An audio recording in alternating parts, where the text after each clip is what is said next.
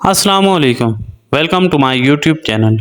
इस वीडियो में मैं आपको कॉम्बीवायर 200 रोटा कैप्सूल के बारे में डिटेल में बताऊंगा कि इसका एक्टिव इंग्रेडिएंट क्या है, किन किन बीमारियों में आप इस्तेमाल कर सकते हैं, इसका सही तरीका इस्तेमाल क्या है, किन किन बीमारियों में आप इस्तेमाल नहीं कर सकते। इस वीडियो में मैं आपको डिटेल में इस कैप्सूल के बारे में बताऊंगा। वीडियो पूरी लाजमी देखें ताकि इसके बारे में आप डिटेल में जान सकें और मेरे यूट्यूब चैनल को सब्सक्राइब करें, बेल आइकन का बटन ज़रूर दबाएं ताकि ऐसी वीडियोस आप तक पहुंचती रहें। कॉम्बीवायर 200 कैप्सूल, इसका एक्टिव इंग्रेडिएंट के बारे में आपको बता देता हूँ। इसमें ब्यूटीसोमाइड 200 माइक्रोग्राम और फॉर्मोटिरोल फ्यूमरेट 6 माइक्रोग्राम इसमें शामिल है। ये कैप्सूल हैं, जैसे कि इसके ऊपर मेंशन भी है, ये रोटाहेलर या रेवलाइजर है, उसमें आप डाल के इससे भाप ले सकते हैं। इसको आप खा नहीं सकते, स्वेलो नहीं कर सकते, इसे मुंह के जरिए आप इसे पानी के साथ नहीं इस्तेमाल कर सकते। ये छोटा सा एक इनहेलर होता है, उसमें डाल के आप इस्तेमाल कर सकते हैं। इसके यूजेस के बारे में आपको बता देता हूँ कि किन किन डिजीज़ में, किन किन बीमारियों में आप ये इस्तेमाल कर सकते हैं, डॉक्टर इसे रिकमेंड करते हैं।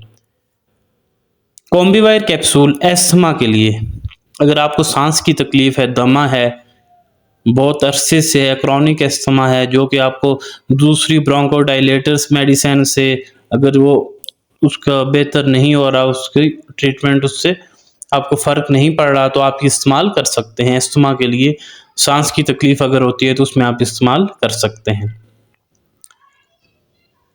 ये एक्यूट ब्रोंकोस्पाज्म के लिए इस्तेमाल नहीं किया जाता। अगर आपको हल्की फुल्की सांस की तकलीफ है, किसी एलर्जी से हो गई है या ब्रोंकाइटिस है तो उसमें आप इस्तेमाल नहीं कर सकते। ये एस्थमा के लिए, अगर ज़्यादा आपको दमे की तकलीफ है तो उसकी ट्रीटमेंट के लिए इस्तेमाल किया जाता है।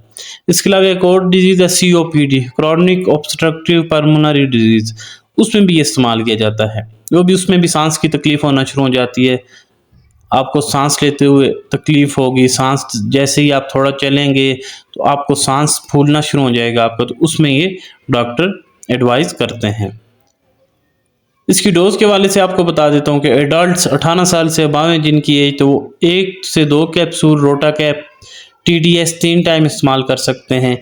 मैक्सिमम जो इसकी डोज है 4 कैप्सूल TDS 3 टाइम। 12 से 17 साल तक 1 से 2 कैप्सूल 3 टाइम इस्तेमाल कर सकते हैं। 6 से 11 साल तक COPD में, क्रॉनिक ऑब्स्ट्रक्टिव पल्मोनरी डिजीज़ में 1 रोटा कैप्सूल आप इस्तेमाल कर सकते हैं। इसकी जो डोज़ है वो डिजीज़ के हिसाब से है, एस्थमा है आपको या COPD है तो उसके हिसाब से, उसकी नौइयत के हिसाब से देख के डॉक्टर एडवाइस करते हैं कि आपने किस तरह कितनी इस्तेमाल करनी है। इसकी कॉन्ट्रा इंडिकेशन बता देता हूँ कि किन किन बीमारियों में आप इस्तेमाल नहीं कर सकते या कौन कौन सी ऐसी वार्निंग्स हैं कि आप उन वार्निंग में आप इसे एहतियात से इस्तेमाल करें। हाइपर सेंसिटिव, अगर आपको इससे एलर्जी हो कोई, अगर आप ये कैप्सूल इस्तेमाल कर रहे हैं तो इससे आपको कोई एलर्जी होना शुरू हो जाए, हाइपर सेंसिटिव हो इससे, तो आप ये इस्तेमाल न करें। इसके अलावा अगर आपको एक्यूट अस्थमा है, हल्का फुल्का अस्थमा है, सांस की तकलीफ हो जाती है, ब्रोंकोडायलेटर से वो ट्रीट हो जाता है, तो आप ये इस्तेमाल ना करें। इसके साइड इफेक्ट्स के बारे में बता देता हूँ कि कौन से नुकसानात इससे हो सकते हैं। अगर आप इससे हाइपर सेंसिटिव हैं तो उससे आपको रैशेस हो सकते हैं, एडिमा हो सकता है, एलर्जी वगैरह हो सकती है। इसके अलावा थ्रश ऑफ माउथ, कैंडिडियासिस हो सकता है, क्यूटनेस, इसमें क्यूटनेस हाइपर सेंसिटिविटी हो सकती है, हेडेक, सर में दर्द हो सकता है, मसल क्रैम्प्स, जिस्म में दर्द वगैरह हो सकता है। इसके कॉमन साइड इफेक्ट्स हैं, सर में भी इसकी वजह से दर्द हो सकता है। इस वीडियो में मैंने आपको कॉम्बीवेयर कैप्सूल 200 माइक्रोग्राम स्ट्रेंथ में भी और 400 में भी डिटेल में मैंने आपको बता दिया है। 385 रुपीज़ इसकी प्राइस है। 30 कैप्सूल होते हैं एक पैक में। हाई नॉन मेडिसिन की कंपनी से मैन्युफैक्चर करती है।